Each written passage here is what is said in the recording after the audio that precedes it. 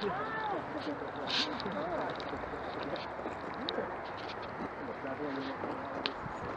heard them saying something about him having a pickup truck and doing something. Literally. Yeah, water's not bad.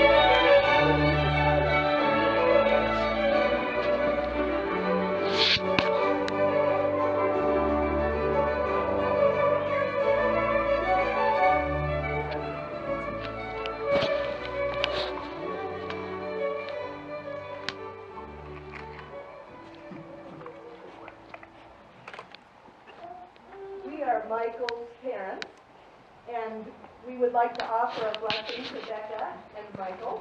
And then Bekah's parents, Brad and Judy, will also offer a blessing.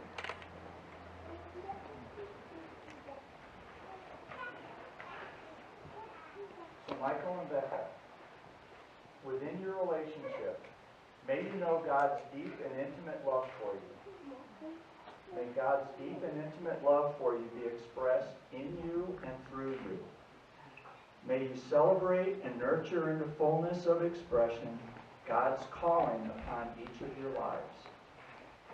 May you have eyes to see the gifts God has planted in you, in each other, and in your relationship. May you feel safe enough to share your wildest yearnings and most painful wounds. May you know grace and compassion as you hold in sacred trust each other's vulnerabilities. May you grow into being each other's best friend. May you find activities you enjoy together and those you pursue as your own interests. May you encourage one another to have playtime with friends. May you be strong enough to seek support when you are struggling. May God bless you with a love that strengthens, stretches, and nourishes you each day. And I will add, as you are today, may you always be surrounded by God's love, your love, and the love of your dear family and friends. Well, I had a whole deal going involving a couple of songs that really breaks me up every time I sing them. Butterfly Kisses and Days of a Cinderella. But I'm not going to do that. Michael, I got a couple of things to say to you. Michael, I'm very impressed with you. I love your intelligence. I love your kindness. And most of all, I love your humbleness. And being with Bekah, you're going to need to be humble.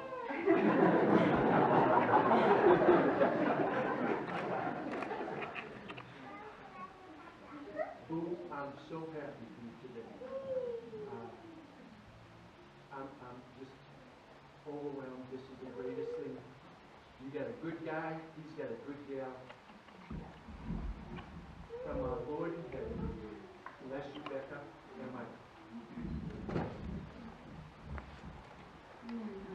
I just wanted to say, you know, as I look around, I see Bekah, Michaels, this is your life, these people.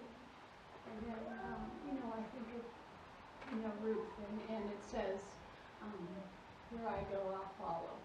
And when the Lord started talking to Bekah that he was going to bring her a husband, one thing that she prayed for was it's someone she could follow and not be afraid. And Michael is a person. So I just bless you, and I just ask that the Lord strengthen you and give you great joy. And I know He has great things for you. I love you all.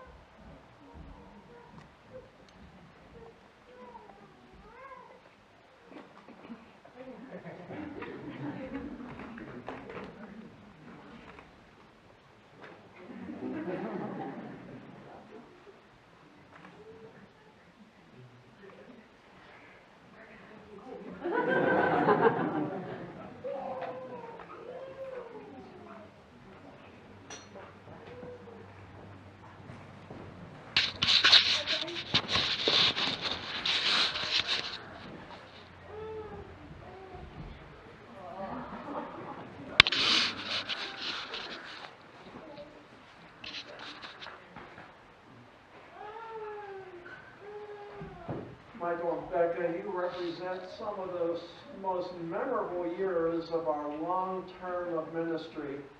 And Bekah, thank you so much for notifying Nancy Short you wanted us to come to your wedding. And so also thank you for saying to her, is Ben still above ground?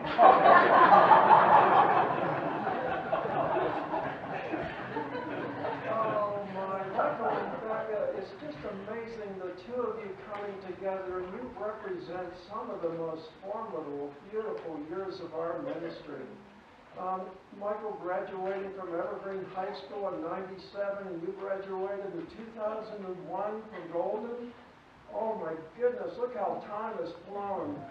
I went back and I looked at a lot of our albums, and they represented such a wonderful memory of the ministry times that we had together.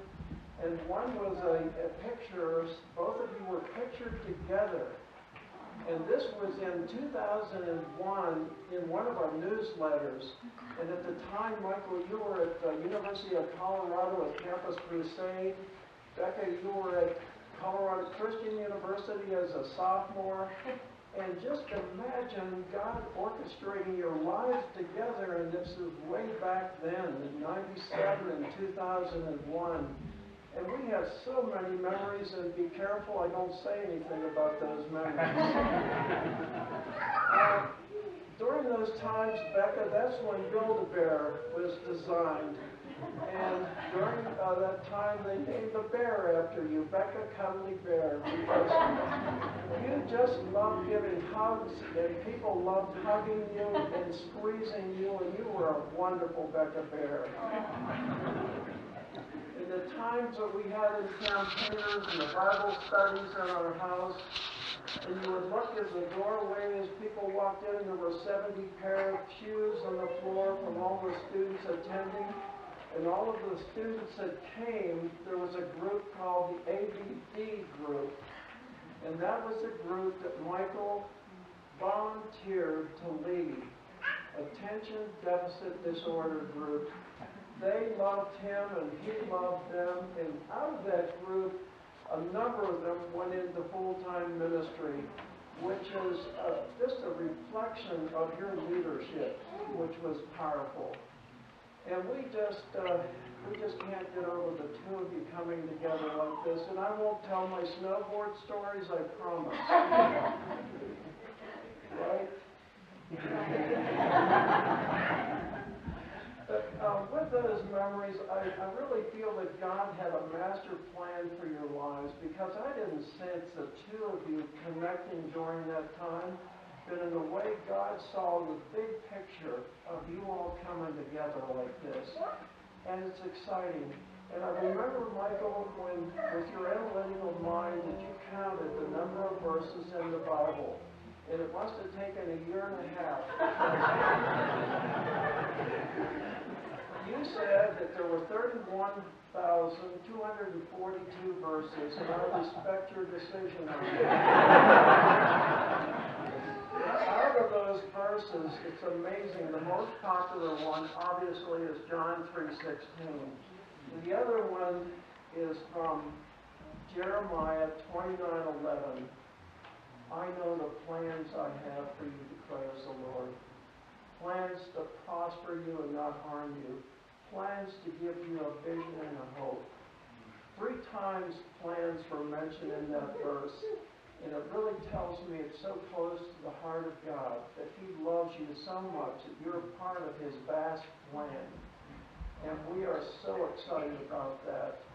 And I just want to say that as we look at Ecclesiastes, a threefold cord cannot be quickly broken. Michael and Bekah, in your relationship with Jesus Christ and your partnership with Him, may you come together so closely as one. May you come together so much in the Spirit that the seam may no longer be found. Bless you both. We love you.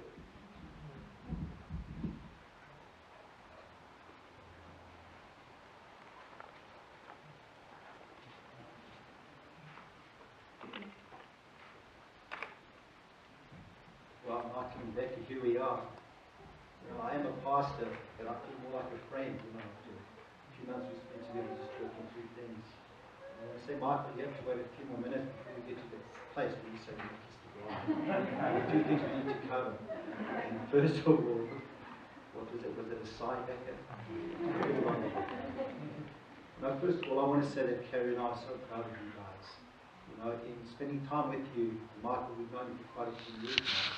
The opportunity to glance inside your heart and to see how tender you are towards God. And it makes my heart so glad to see how your love for each other continues to grow and develop. It's wonderful to see. And to look around today and see friends and family and setting up a wedding, and to see that this is exactly the way that you wanted it to be. I want to say well done, because what we see, the flavor that people enjoy today, that we enjoy, is the flavor of relationship, family, of God and honor. It's exactly the way that you want it to be. So well done. It's absolutely wonderful.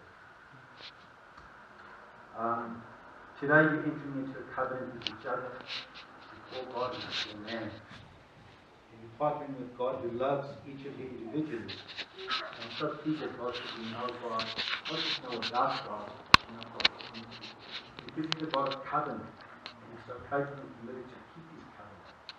As you partner together and know Him intimately as the Lord and Savior, but as you know that He's so faithful to hold true His covenant, He's part of the promise that the potential of your marriage just being like a treasure box is so real. In the Old Testament, in Exodus 19:15, God is writing to the nation of Israel, and He says, if you keep my commands and if you honor my covenant, you will be like a treasure chest above that of all other nations.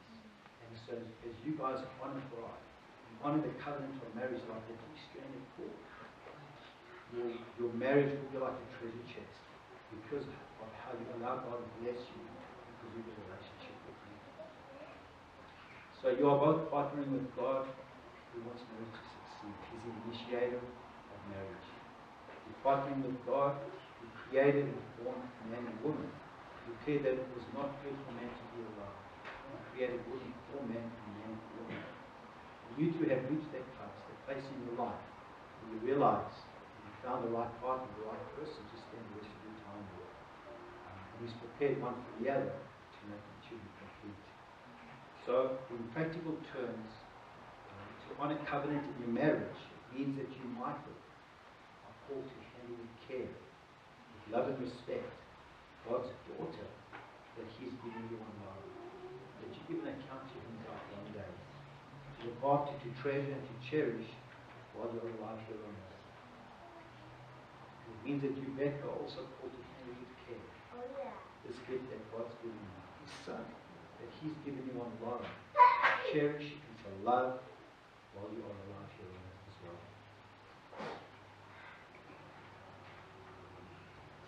And my charge to you today is that your love remains an enduring covenant. The Bible tells us that God's love for you is sacrificial, faithful, enduring. It's a covenant, and that you are to love each other in that same way. Make the commitment now that you will always choose to love each other, no matter what. Marriage is about the beauty of lifelong struggles, joys, friends, children, history made. History of two people creating a story that would not have existed had they not loved. The question is asked, is there anything in life that is more precious, more wonderful than an engaged couple holding hands, having pure hearts in the path of marriage? Can there be anything more beautiful than young love? You know, the answer is yes. Love is so precious. And that is old love. The spectacle of an older man and woman finishing their journey together on the same path, hands still clasped together, and maybe now might be seen even in their face, but their face still reflects joy and love. Still radiant, their hearts physically maybe bowed and tired, but strong with love and devotion for one another. There is something, perhaps equally, but let me say more beautiful in young love, and that is old love. And my prayer is that you will begin creating that love story, perhaps started that already, that lifelong story, and that story you will experience the world as a couple, as partners for life. And God's grace sustain you always in your journey together. At this time, Michael and Bekah would like to exchange the vows of each other. Wedding vows are a mutually binding promise of future love. And they are standing up before family, before God, before all the main institutions of society. A promise to be loving, faithful, and true to each other in the future, regardless of any undulating internal feelings that you may feel. And Michael, will you again then followed by Bekah?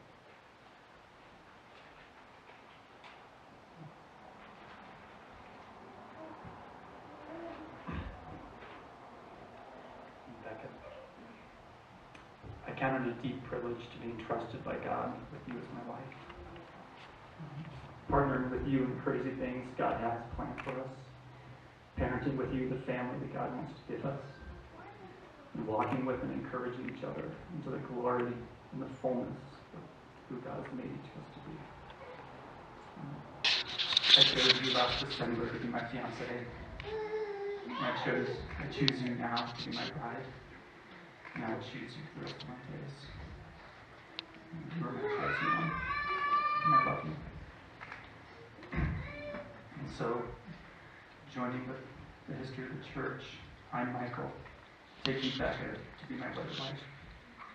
And I do promise and covenant before God and our community to be your loving and trustworthy husband, in plenty and in want, in joy and in sorrow, in sickness and in health, faithful to you and you alone, as long as we both shall live.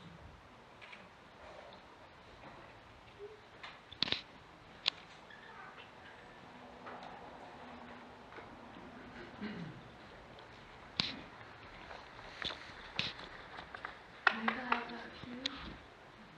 you. I'm still struggling to believe that God has given you to me to be my husband. The man that you are has won me over heart and soul. Your depth, integrity, humility, grace, gentleness, and strength overwhelm me.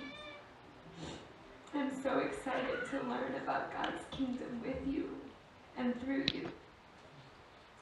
I can't wait to share life with you, the good and the bad, the crazy and the mundane, and to build a family together. Michael Graff, I give myself to you completely and unreservedly. I, Bekah, take you, Michael, to be my husband. And I do promise and covenant before God and our community to be your loving and trustworthy wife, in plenty and in want, in joy and in sorrow, in sickness and in health, to be faithful to you and you alone, as long as we both shall.